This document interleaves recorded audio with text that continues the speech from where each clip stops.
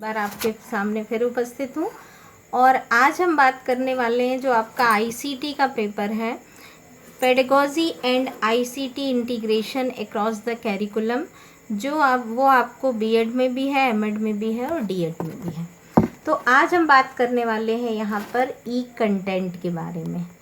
ई content वास्तव में है क्या और इसे कैसे बनाया जाता है और इसको हम कैसे समझेंगे, क्योंकि ई कंटेंट का ज़माना है और ऑनलाइन टीचिंग में ई कंटेंट जो है वो बहुत ही इम्पॉर्टेंट होता है। तो आइए जानते हैं।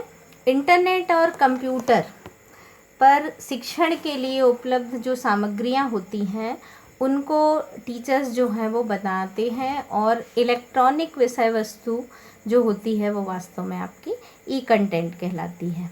और वर्तमान समय में आपने जैसे देखा कि पेंडेमिक चल रहा है, तो वहाँ पर हमको ऑनलाइन क्लासेस में बच्चों को ई कंटेंट के थ्रू ही हम बहुत सारी चीज़ें पढ़ाते हैं और छात्रों को हम इसमें कम से कम समय में बहुत सारी चीज़ें सीखने को मिल जाती है।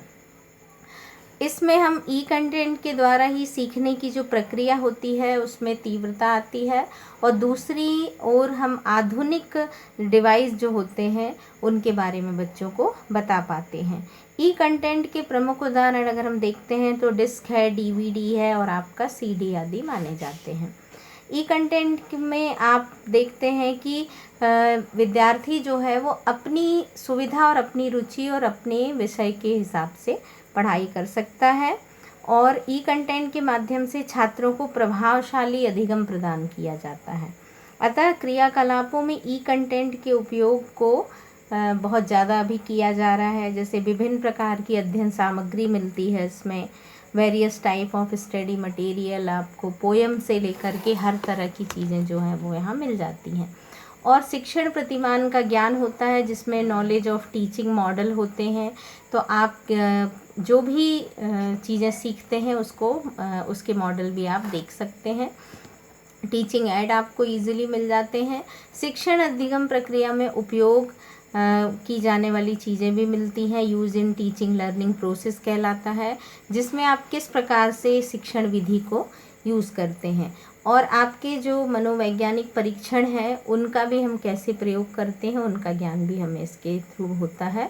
और मनोवैज्ञानिक परीक्षणों के ज्ञान के साथ शिक्षा शास्त्रियों के जो विचार हैं एजुकेशन को लेकर के, व्यू ऑफ एजुकेशनिस्ट जो है वो भी हमें यहाँ से मिलता है। जैसे मान लीजिए आप घर बैठे जर्मनी, अमेरिका, भारत के बाहर के और भी अलग अलग विश्वविद्यालय के जो आपके प्रोफेसर्स होते हैं उनके विचारों को आप देख सकते हैं, सुन सकते हैं। सबसे यूज़फुल ये होता है अनुसंधान के क्षेत्र में, जहाँ पर नॉलेज ऑफ रिसर्च होता है।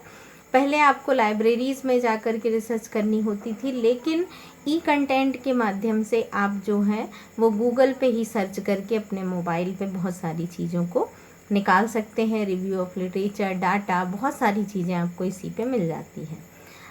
तो ये था आपका कि ई कंटेंट क्या है और ई कंटेंट का जो उपयोग होता है वो हम किस प्रकार से कर सकते हैं, और ई कंटेंट का उद्देश्य और महत्व जो है वो आने वाले वीडियो में हम उस पर डिस्कस करेंगे।